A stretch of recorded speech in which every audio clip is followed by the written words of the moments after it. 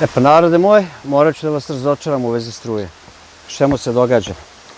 Događa se što je vreme katastrofa. Hladno je, kiša je maltene svaki dan. Imamo od 2 do 3 dana toplog vremena, onda opet padne temperatura na 10, 11, 12, 13, preko noći na 0 do 5 najviše. Moram sve to sada da ostavim za proleće. Čitav ovaj projekat što se tiče struje, bukvalno mora čekati. Problem nije ova struja, problem nije ovo, mi pravimo 12 volti, s tim ćemo biti zadovoljni. Damo ovu kapu gore. Neka sad ovdje. Pravit će Dinamo struju, 12 volti, punit ćemo mi naše telefone, imat ćemo za svetla, sve ok. Ovo gura koliko gura, onaj veliki točak jednostavno mora čekati proleće. Zašto? Zato što, evo vidite, lišće pada svaki moment. Bojler moramo održavati, voda me već zeza, morat ću to da vam pokažem. A sad da vam pokažem prvo ovdje moje razočarenje. Onaj veliki točak neće doći ovdje, on je do proleća. Nije do mene, nije čak ni do mene da bude mokar. Više mi je da, jer nema teorije da onaj točak mogu sam da pomerim, da ga dignem ovdje i kad napravimo onaj ram i sve. Stvar je u tome što meni trebaju ljudi. I ja ne mogu da očekujem nikog da bude mokar. Na minusu napolje kad je hladno i da se još razboli, ne znam nije ni bitno. Uopšte to mi nije potrebno ni meni, niti njima, niti bilo kome drugome. Tako da jedino što mogu da uradim još malo mentalne pripreme da vidimo dok će taj točak da ide, kako će da ide i šta sve. Tako da sad ću da siđem dole, da još jedan put sve premerim. Pa držite mi palčeve sad kad budem silazio ovdje da ne padnem, jer ovdje je baš zeznuta situacija. Baš je zeznuta situacija, za malo nisam fulio drvo. Evo još jedan put odavde. Vidite vi koliko je ovo. 2,5 metra visine i on treba da ide tamo. To već znate. Ram znači mora da ide tamo. Moram još sad ću samo da izmerim koliko još širine treba da ide radi ovoga rama što treba da pravim. I moram poslušati Danu. Nagrdila me rekla mi da ne smijem ništa ovo da dijelim. Ajde premerimo ovo.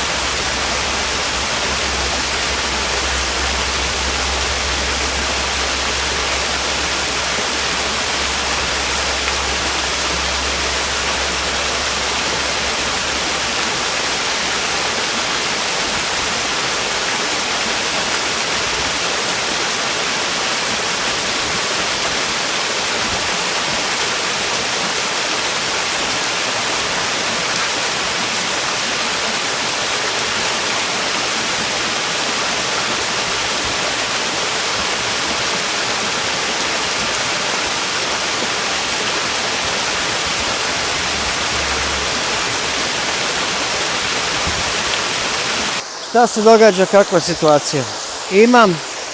Imam lufta za sve, ali morat ću čekaj malo, priđem još vam. Ovaj kamen ovdje, njega ću morati da obrusim. Jer onaj veliki točak će taman u njega pomalo udarati. To ne treba puno, jedno 5 do 10 cm samo moram da ga skinem, samo ovu ivicu ovdje, prema tamo, to je to. Tako da kad veliki točak dođe, on će, ljudi, ovo će da bude fantastično. To znam. Sad ćemo samo da premerimo i ovaj točak, ponovo, još jedan put od početka do kraja, da vidimo da li tačna dimenzija.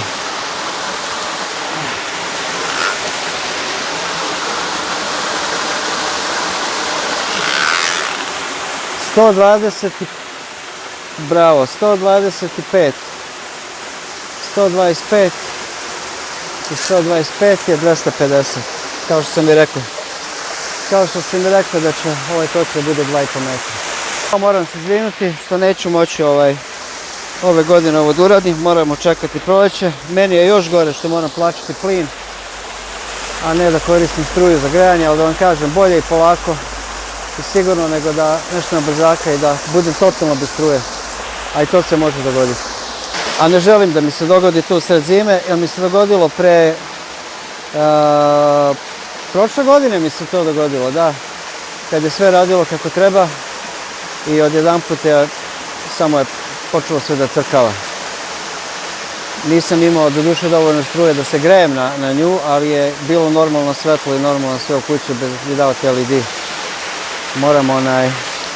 Moramo sve dobro da organizujem, moram stvarno sve dobro da napravim, jer nema drugo. Da ja sada krenem gore da pravim da pogledam onu cev za vodu, zašto mi zeza bojler. I sad razmišljam kuda gore da odem da proverim onu cev za bojler, pošto me bojler zeza. Mislim da ću ići prečicu, pa ajte sa mnom. A prečica je ovo, pa ajmo polako. Da vidimo kako ćemo i ovo da odradimo, a da ne padnemo u vodu. Kako je ovdje dobro, ljudi, da vi znate.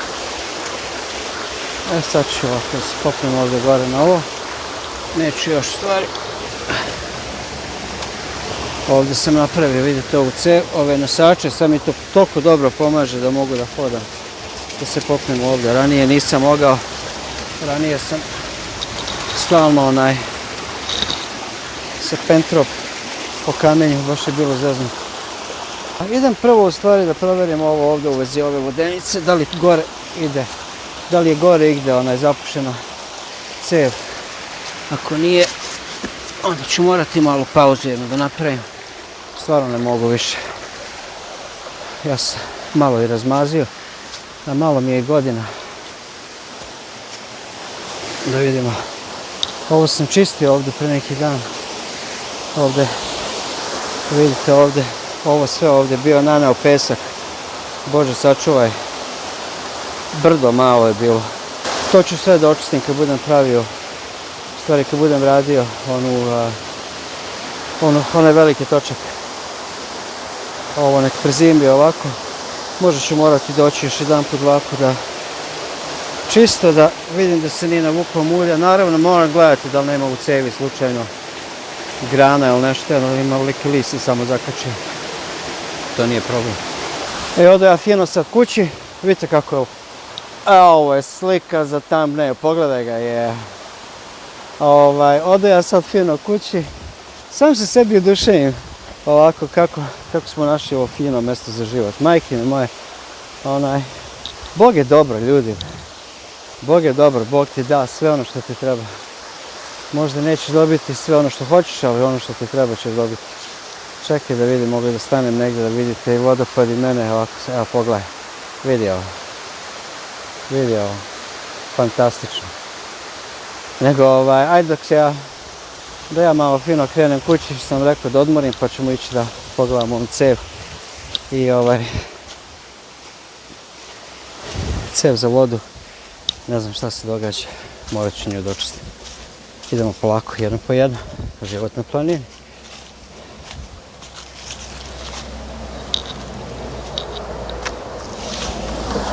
Evo ga, došli smo kući. Da nastavimo, da vam pokažem koliko je nama ovdje dosadno i kako nemamo šta da radimo. Naravno, imamo problem sa vrućom vodom. Pa ćemo sada da idemo gore da očistimo onu cev ponovo. Da vam pokažem koliko je to sve ovdje interesantno. A problem sa vrućim vodom imamo zato što vidite lišće. Koliko god da imam filtere gore, koliko god da je to dobra stvar, toliko i ne valja. Zato što sad u ovo doba godine filter se zapuši bar jedanput dnevno. U stvari dođe mu nekako tako. Nije baš da sam oduševljen s tim, ali vam mogu reći da je bolje da se zapuši filter nego da imamo ovo u mojim cevima.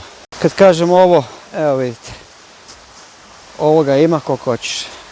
Sad ćete da vidite kad se budem popeo gore kakva je situacija. A ovo je neprestano je ovako.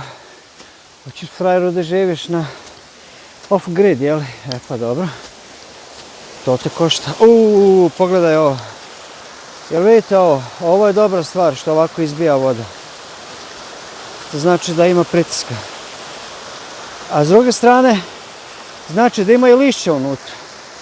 Moram sada siđem da očistim ovu cev, a i onu tamo. Ajde probam gore da se popnem baš da vam pokažem. Da vam pokažem gdje moram da se popnem. Eno tamo moram, u onaj bazenčić moram ruku da zavučem. Tu vjerojatno ima lišća. I ovako vam i dok god ima ovoga po drveću. A bit će ga ako Bog da, sigurno još jedno mjesec dana. Znači mjesec dana ću morati dolaziti da čistim. Nego nešto kontno da li mogu vuda da se spustim. Ajde probamo, biti svjedoci. Ako sam se polomio. Evo vidite, mogu ovdje, možda ako stanemo ovdje, pa tamo, dole rupa, ali ovamo nije. Ajde vidimo. Pomozi Bože, jebote, ovo je malo zeznuto. Oho, ali, evo ga, vidi, uspeo sam čovječ. Tako je. Dobro. Vidite kako je ovo prelepo. Sada moram da siđem ovdje dole, pa polako. Dole, čekaj još malo da dođem pa da vam pokažem. Ovo kako će da padne me.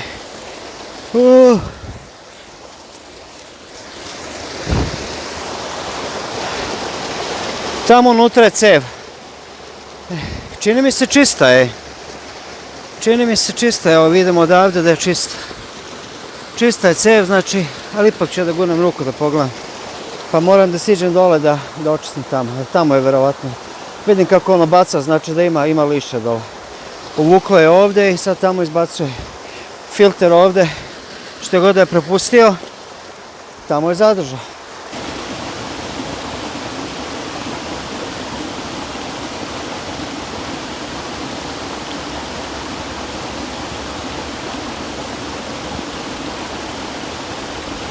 Ova cev je čista, moram ići sad tamo da očistim.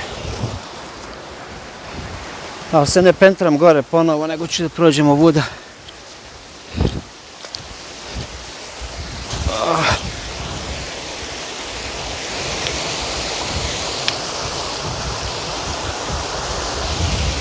Sad treba sići ovdje, ovako sa jednom rukom. I kamerom i... ljudi moji, da znate kako je ovog, svi bi klikali da ne zapratite. Evo dole rupađe. Ja sad moram tamo. Sad ćete da vidite kako to ide. Ma lepota sve bre. Sve lepota. Pomozi Bože.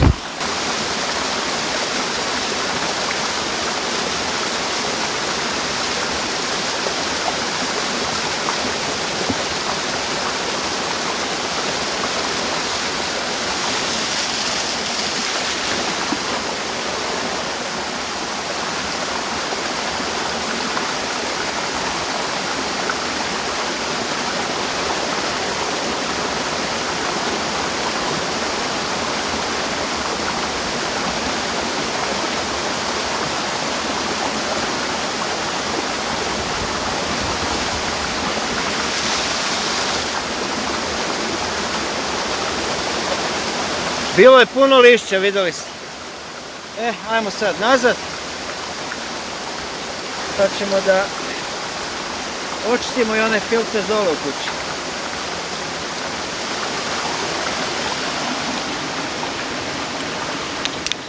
Jedno po jedno. Onaj filter tamo, evo vidite koliko je te rupa. Ajmo sad da se penjemo gore. Onaj filter dole ne mora baš puno sada, zato što je već bio čišćen, ali ja volim da ga produvam svakako, da mu dam malo ovoga pritiska. Ništa, samo pritisak, jer čim nema dovoljno pritiska neće da radi. Ja ga mogu nešto ko fol malo naštelovati tamo, ali čim promeniš pritisak vode, to je to. Idemo kući sada, da vidimo, da to pustimo, da to odradi. Evo ovdje je već namešteno da cevo, vidite, da izbaci sav onaj što god da ima. Filter je skinut. I ajmo sad.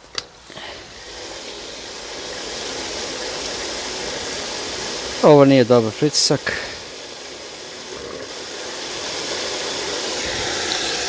Ovo nije dobar pritisak. Izgleda da mi se... Aha, čekaj. Izgleda da mi se zapušila glavna cev. Sad ćemo da vidimo da li će ovo da ga izbije. Ili ovo baš treba da udara jako. Ako je glavna cev, onda ima malo veći problem.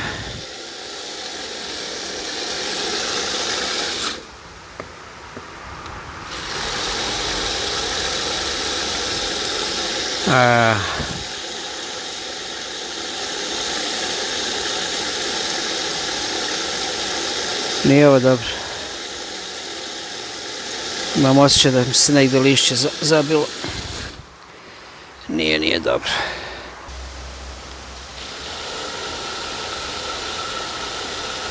Pustit ću ga ovako jedno 5 minuta pa se vraćam da vidimo kako će biti, šta će biti.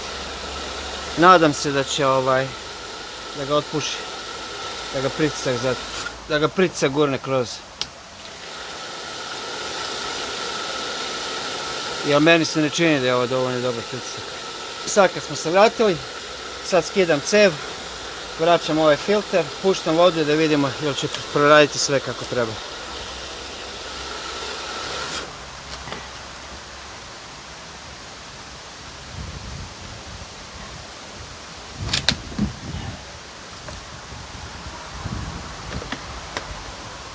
Ovaj filter je čist, znači da je samo bilo gore.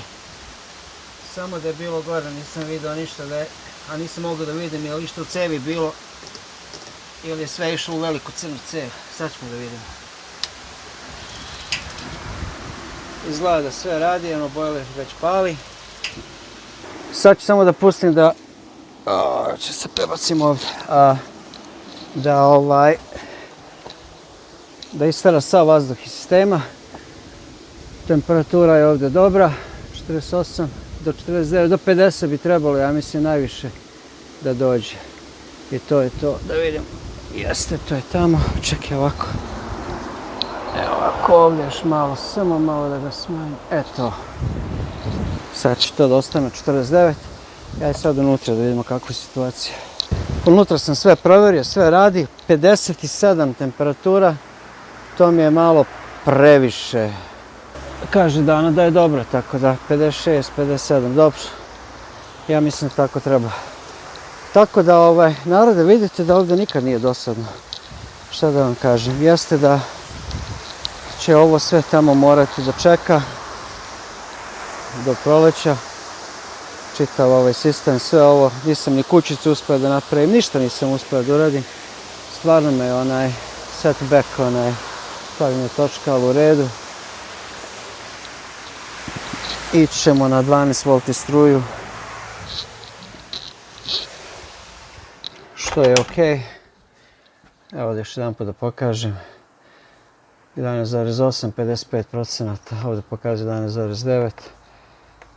Svetla imamo, evo vidite, LED, 12 V, sve je ok. Pa narode moji, ja se stvarno izvinjam svima onima koji su očekivali da će vidjeti nastavak mojih kombinacija u vezi struje.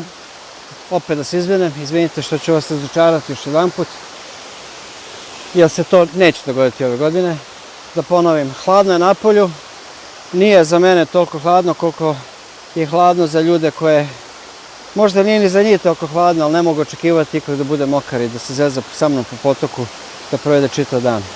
Tako da ako vidim da će sljedeći mjesec ili neki mjesec da ćemo imati jedno 10-15 dana toplog vremena zajedno, ne ono 2-3 dana i to pomalo, a ne preko noći da bude 0, pa preko dana 12-15, to nije toplo. Ovdje treba biti toplije. Ja ne želim ponovo da se iko prehladi, da me iko mrzi sutra dan zato što ja imam nekih ideja da imam struju kako ja hoću. Tako da u redu je sve. Što se tiče točka, tu je.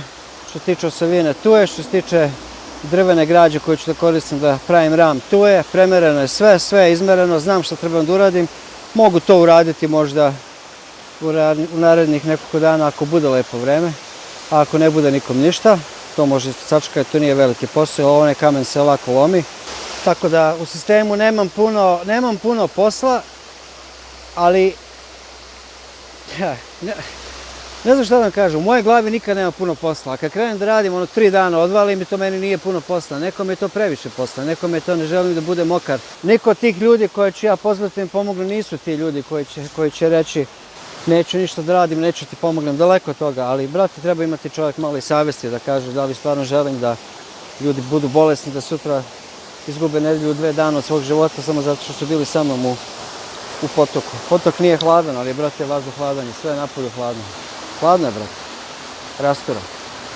Nije šta da vam drugo kažem, nego nadam se da ste uživali u ovom videu. Biće još drugih videa, drugih interesantnih sadržaja. A još jedan put da se izvinem svima što se tiče struje, neće biti. I ako slučajno nešto bude, to će vam biti više bonus. I meni i vama. A mi do sljedećeg puta. Vidimo se.